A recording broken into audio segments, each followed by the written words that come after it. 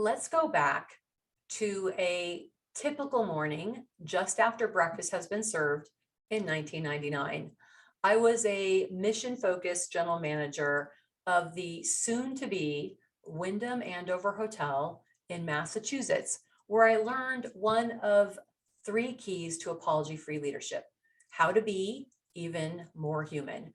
My team and I were responsible for converting a Marriott hotel to a Wyndham hotel. My food and beverage director was my right-hand person, and in many ways, my right brain.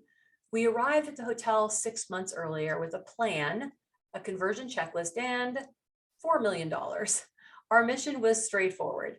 All we had to do was replace every Marriott logoed item with a Wyndham logoed item, change out all the subpar products for Wyndham branded products, and train every employee on the Wyndham way of customer service.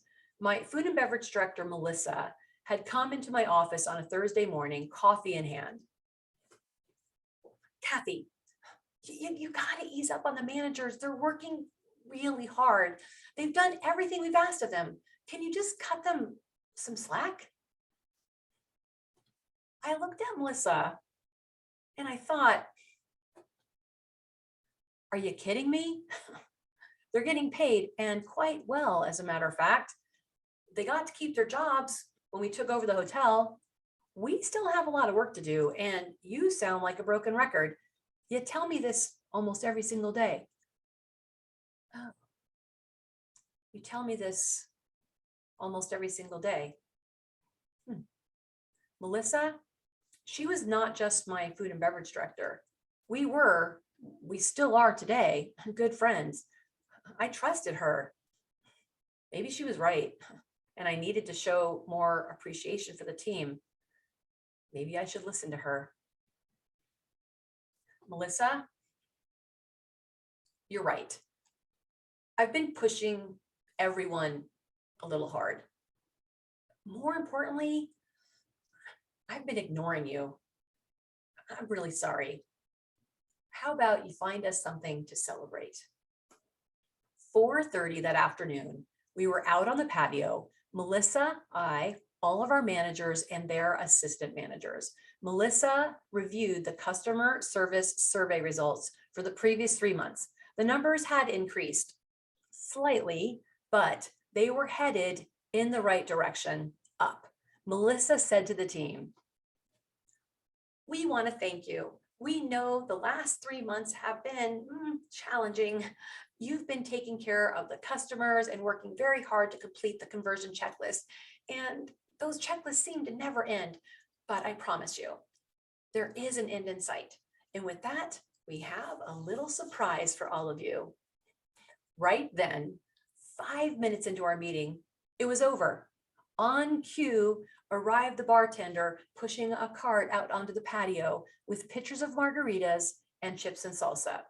We had a couple of margaritas, chips and salsa, and a few laughs. We just spent time together. Okay, I know, big deal. You had some margaritas and some chips and salsa. Good for you. I understand why you might think it's not a big deal. Here's what's fascinating. For the next 3 months, the managers kept talking about those margaritas and chips and salsa. You see, it was spontaneous. It was not something that they expected. It was an experience. And for those managers, it created a memory. That is the best type of recognition. The chips and salsa cost us $5. We owned the restaurant. Margaritas, $10. Being seen as more human by your team, priceless. There are some things that money cannot buy. Not gift cards, bonuses, thank you cards, or fanfare. Being with your people and simply being more human, those are lasting impressions that create memories. Those memories build relationships. The core to leadership is relationships. A title, authority does not make you a leader. A leader does not need a title or authority. People work for people with titles and authority. People follow leaders. Leaders gain followers through building relationships and being just a little more human.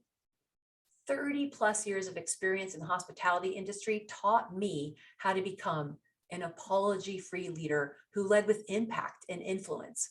A core concept I developed along the way is to ditch the to-dos and master the to-bes. How to be even more human is one of 3 keys to mastering your to-bes. I look forward to sharing 2 additional keys with you and your members in the future. How to think like a general manager.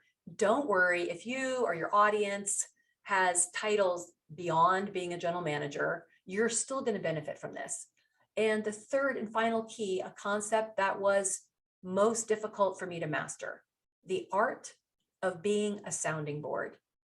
The transformation to becoming an apology-free leader by mastering the to-bes did not happen overnight, and it was not smooth.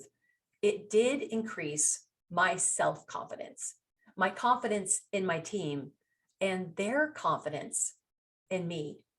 By giving attention to these 3 keys, think like a GM, be even more human, and be a sounding board, you and your members will become more impactful and influential leaders who people will follow both in good times and in bad. You will build teams who will ensure that you fulfill your most important to-bes. And that is something that you and your association members will never have to apologize for.